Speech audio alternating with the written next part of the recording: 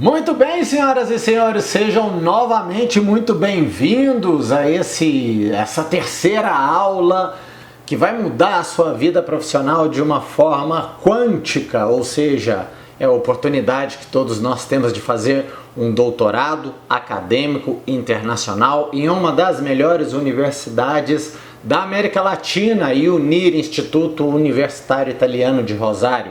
E você vai com quem? Você vai com Manhattan, você vai comigo e com a doutora Marina. Seja mais uma vez muito bem-vindos. Para você que ainda não me conhece, meu nome é Giovanni de Carvalho, eu sou ortodontista há 20 anos e faço doutorado na Argentina até hoje com a doutora Marina, né? Até hoje parece que tem muito tempo, mas na verdade a gente tem 2 anos de curso lá, 2 anos e meio mais ou menos, e estamos na produção da nossa tese. É o que eu desejo a você, porque com o doutorado é tão importante, por uma série de fatores, né? Pelo crescimento do seu país como nação, para ajudar a vida das pessoas, para contribuir com o desenvolvimento de novos materiais, para se tornar um excelente professor, para se tornar referência não só na sua região, como também em âmbito nacional e internacional, visto que é um título internacional.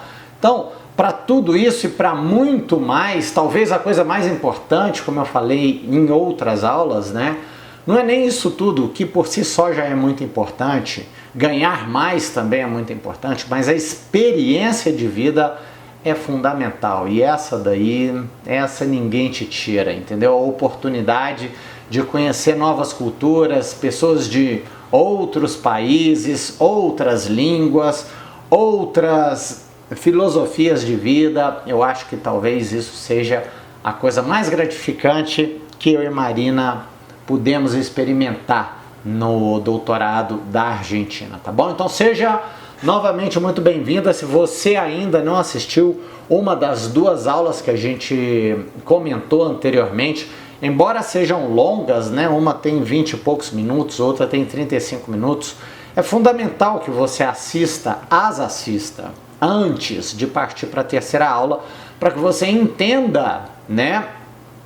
Não só os benefícios, mas do que a gente está falando, qual que é a proposta que a gente tem para te dar. Então, eu já falei um pouquinho do próprio Manhattan, para que você se sinta mais seguro para conversar com a gente. Quem são vocês, da onde que vieram, né? O que se trata essa instituição.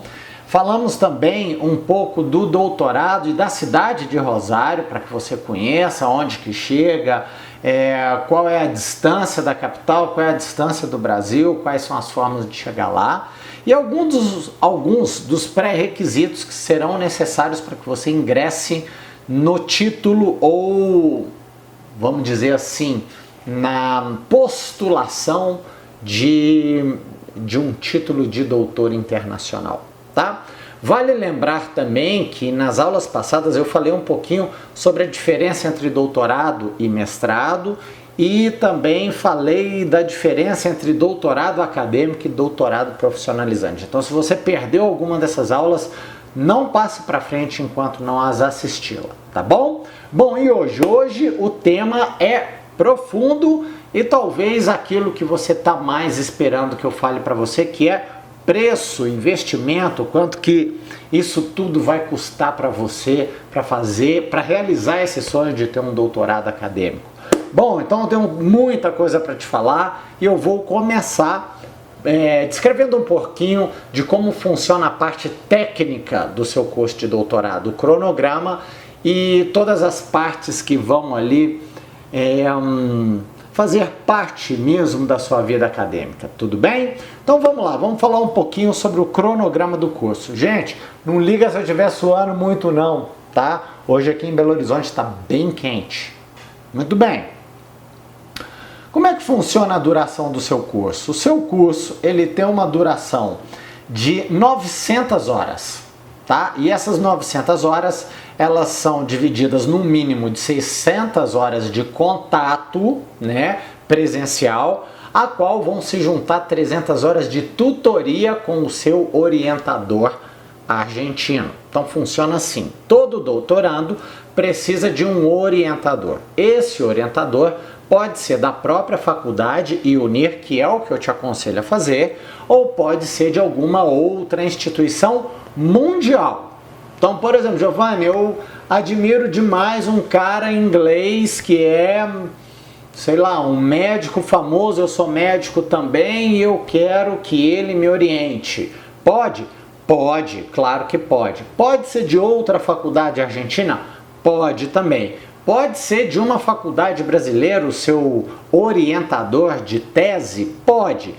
Por que eu não te aconselho a pegar esse grupo de pessoas, né, que eu sei que você tem muito respeito?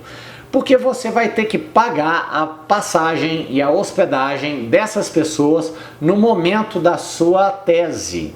Se isso não for um problema para você, tá tudo bem. Mas se eventualmente você tiver que, além dos custos do doutorado, desembolsar um dinheiro para levar o seu orientador, pode ficar pesado para você. Então o que eu te aconselho? A pegar os bons tutores da própria universidade. Todos são doutores, todos. Ninguém que não seja doutor poderá te orientar numa tese de doutorado, tá? Então todos são muito bons e todos são doutores.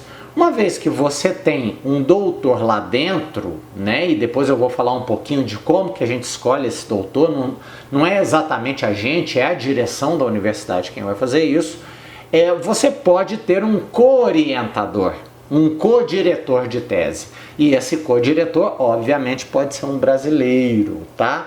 Que não necessariamente precisa ter um doutorado e que não necessariamente precisa ir até a Argentina no momento da sua defesa de tese. Então é isso que eu te aconselho. Pegue um doutor de dentro da universidade e, se necessário, pegue um co-diretor de fora da universidade para te ajudar na missão de escrever a sua tese, tá? Então é basicamente isso, né? São 900 horas. Muito bem. Essas 900 horas, elas são distribuídas em créditos. Cada crédito a gente conquista com 10 horas de aula, ou seja, um dia de aula assistido vai te dar direito a um crédito. E você necessitará, para ter o direito de apresentar a sua tese, no mínimo 60 créditos. E não se engane, tá, pessoal? As pessoas acham que é uma universidade que você vai entrar e tudo bem, em algum momento vão dar o meu título e tá tudo certo, eu não preciso me esforçar. Não tem nada disso, pessoal. Estuda-se muito, muito mesmo, tá? Pode confiar, não tem pegadinha. A gente estuda, nós fazemos prova, nós temos trabalho, a gente tem uma série de atividades que tem que ser realizadas. Então é uma faculdade muito séria. Se você acha que você vai entrar, receber um título de doutorado sem se esforçar, talvez não seja para você esse curso, tá? Aqui estuda-se muito. Então é um sistema de crédito, isso vai te dar uma certa flexibilidade e estruturar melhor a sua carreira. Então vem para cá, dá uma olhada nesse cronograma aqui. Primeira coisa que eu quero que você se atente é que esses números aqui em cima são os números dos dias. Então se você chega e começa a fazer a aula no sábado, dia 8, e vai embora na quinta, dia 27, você vai ficar em torno de 19 a 20 dias na Argentina vivendo como um bom argentino. Tudo bem? Muito bem. Não tem moleza, não tem folga e o curso é muito intenso. Então note que domingo você tem aula o dia inteirinho, tá? Domingo, sábado, sexto, não tem day off para você, entendeu? Você tem que aproveitar ao máximo para produzir ao máximo, para conhecer ao máximo, para fazer os seus networking, tudo lá e tudo ao mesmo tempo. Bom, esse cronograma é o cronograma do curso inteiro. Então, quando chega nesse período, os professores de lá vão montar toda essa grade curricular para você. As linhas de baixo que estão escritos Espanhol 1, Espanhol 2, Epistemologia, Metodologia, Lógica da Ciência, Introdução à Bioestatística, é o ciclo básico. Deixa eu passar um pouquinho aqui para frente para você entender. São as 4 matérias do ciclo básico quando você, aliás, feitas, melhor dizendo, feitas no primeiro ano de doutorado. Você vai levar a sua primeira ida à Argentina para fazer essas 2 matérias e na segunda ida, 6 meses depois, essas 2 matérias. Então você vai em janeiro e depois você vai em julho. Calor extremo e frio extremo, tudo bem? Muito bem. E lá você tem que cumprir, é obrigatório, é ciclo básico, as 4 matérias. Uma vez que você cumpriu essas 4 matérias, você tem que ter minimamente o seu projeto de tese, saber mais ou menos o que você vai fazer e já ter escolhido, na verdade não é você quem escolhe, são os professores, os orientadores que vão te ajudar nessa missão de escolher o seu diretor de tese, mas você já tem que ter um diretor de tese. E aí, uma vez cumprida essa primeira parte, você vai para uma oficina de teses, onde você vai ser avaliado, inclusive com um comitê de ética para saber se você pode seguir com o seu trabalho ou não, tem que parar e começar tudo de novo, tá bom? Então deixa eu voltar aqui no nosso cronograma. Esse é o ciclo básico e compreende-se nessas 2 linhas aqui de baixo, tá? Você não tem opção, você tem que cursar todas essas matérias aqui, inclusive matérias de espanhol, como você está vendo. Tudo bem? Inclusive essas matérias de espanhol, que são obrigatórias. Não ache você que você vai aprender espanhol com essas aulas não, tá? Você precisa se preparar antes, como eu te falei anteriormente. Muito bem. Cada dia corresponde a um crédito. Então veja bem, a matéria de espanhol 1, ela te dá direito a 1, 2, 3 créditos, tá vendo? Porque ela compreende 3 dias. Já a epistemologia, que é dado pelo Capelletti, um excelente professor, vai te dar direito a 1, 2, 3, 4, 5, 6 créditos. Lembre-se que você precisa de 32 créditos no ciclo básico. E assim vai funcionar todo esse ciclo durante o primeiro ano de curso que você fizer lá. Agora, depois do primeiro ano, depois que você foi aprovado no taller de tese 1 ou oficina de tese 1, você vai para o ciclo de investigação. O ciclo de investigação é feito por essas matérias que estão aqui, ó, nessas linhas de cima, do espanhol 3 para cima, tá bom? Então, dilemas éticos, validação teórica, oficina de projetos de tese, gestores de busca bibliográfica, oficina de validação procedimental, tudo isso faz parte de um segundo momento que corresponde ao segundo ano de doutorado, quando você já passou pelo taller número 1 e já tem os seus 36 primeiros créditos.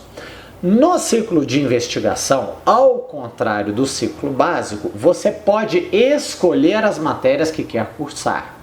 A gente as escolhe de acordo com o tipo de tema que a gente tem para desenvolver. Então, por exemplo, eu gostaria de fazer algo voltado para a estatística, porque eu acho que isso é importante para o meu tema.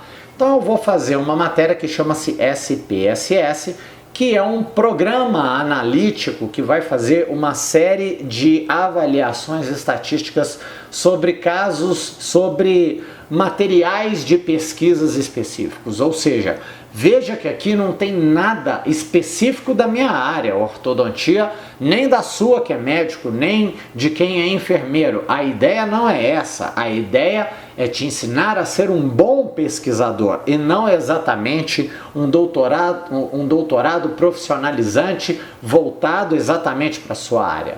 Tudo bem? Agora, se serve de incentivo para você, saiba que esse conhecimento você pode utilizar em qualquer âmbito em qualquer parte do conhecimento humano, inclusive dando aulas em universidade para pessoas que são de outras áreas biomédicas, entendeu? Porque o processo do conhecimento, o processo da produção científica, ele baseia-se nessas matérias independentes, se você é médico, se você é dentista, se você é fisioterapeuta, tá bom?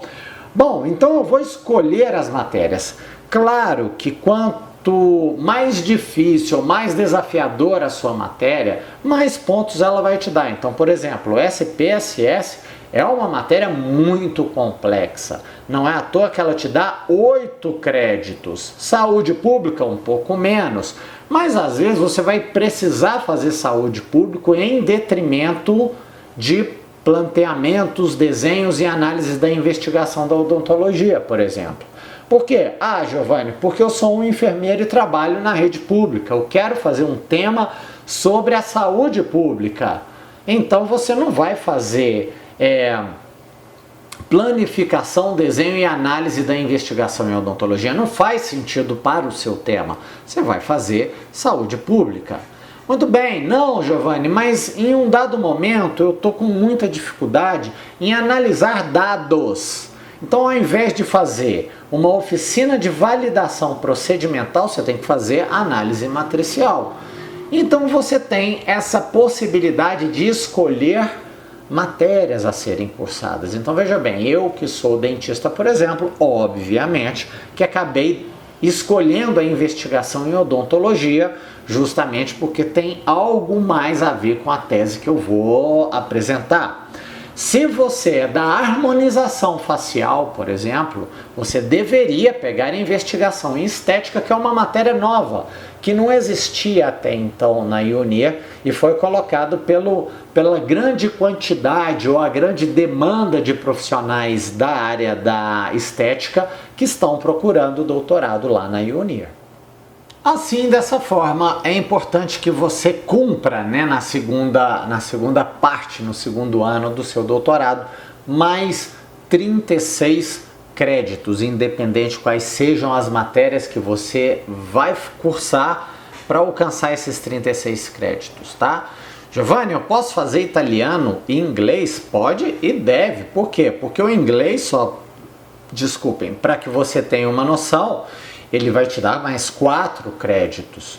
Ah, Giovanni, mas eu tenho um bom domínio do inglês, eu queria aprender um pouco de italiano. Faça italiano no lugar do inglês, tá? No fim das contas, eu e Marina fizemos tudo, inglês, italiano e espanhol, que é obrigatório, essa não dá para escolher, entendeu? Então a gente tem que fazer isso tudo e tem que ter os 36 créditos disponíveis para que você avance para o Tajer 2. Por que existe inglês e italiano? O inglês, por conta dos artigos científicos, são os melhores do mundo, são em inglês. E italiano, porque a faculdade é italiana. Então você tem uma oportunidade incrível de aprender mais 3 idiomas além da sua língua mãe. Esse é um outro ponto diferencial dessa grande universidade que a gente tem também. Então, pulando o ciclo básico, você chega no ciclo de investigação, são 36 créditos, somando ao todo 60 créditos. E uma vez que você dispõe desses 60 créditos, se você passou em todas as matérias, você ganha o direito de apresentar novamente o seu projeto, agora não esboço ou ensaio de projeto, e sim um projeto praticamente pronto, que é o Tajer 2. Né, onde serão feitas um outro grupo de correções para que você esteja apto para fazer a defesa da sua tese. Ao todo, você vai ter por volta de 6 anos para apresentar a sua tese e não perder os seus créditos. Então, embora possa parecer muito tempo, não é. Uma tese, ela não é escrita com menos de 2 anos. Não tem jeito. Porque eu tenho que produzir conhecimento novo. Isso não é simples. Existe uma parte procedimental, né, que tem que ser respeitada na produção do conhecimento humano. Por isso, ela exige muito da gente, tá? Por isso do tempo mais alongado, justamente porque exige bastante dos estudantes. Então eu coloquei aqui para vocês algumas das muitas aulas que você vai ter lá no doutorado. Essa daqui é uma aula sobre como escrever o título da sua tese, obviamente que tudo em espanhol. Se você não tem o espanhol mínimo, você vai passar apertado, então precisa se preparar antes de estar lá. E é uma aula muito interessante, está dada pelo Manuel Herrera e pelo Dr. Nicolás, tudo bem? Então é uma aula onde você começa e tem toda a assistência para começar a escrever a sua tese, o seu projeto de tese lá no seu doutorado. Coloquei aqui também, apenas como curiosidade, como é que você vai organizando, né, essa pasta de doutorado que você tem que guardar dentro do seu computador muito bem. Então a gente cria uma pasta com todas as matérias, né? Então você tem bioestatística, você tem redação científica e por aí vai. Cada uma dessas pastas vão ter matérias e vão ter provas e vão ter uma série de referências bibliográficas e livros para serem lidos sobre aquela matéria. Então, eu peguei como exemplo aqui a investigação em odontologia. Olha o número de avaliações que a gente passa e todas elas têm notas, mais um tanto de trabalhos que tem que ser entregues, mais um tanto de coisas que tem que ser feitas, apresentações muitas vezes lá na frente, mais uma série de funções que a gente tem que executar para conseguir passar para o próximo nível. Então, pessoal, não tem segredo, não tem facilidade, é um curso de doutorado, é a maior graduação que qualquer universidade pode te dar, então ela vai te cobrar muito. Se você gosta de estudar, se você quer ser um bom pesquisador, um bom professor, não tem outro caminho, não tem atalho, é por aqui que você tem que passar, tá? Bom, te mostrei dentro do meu computador.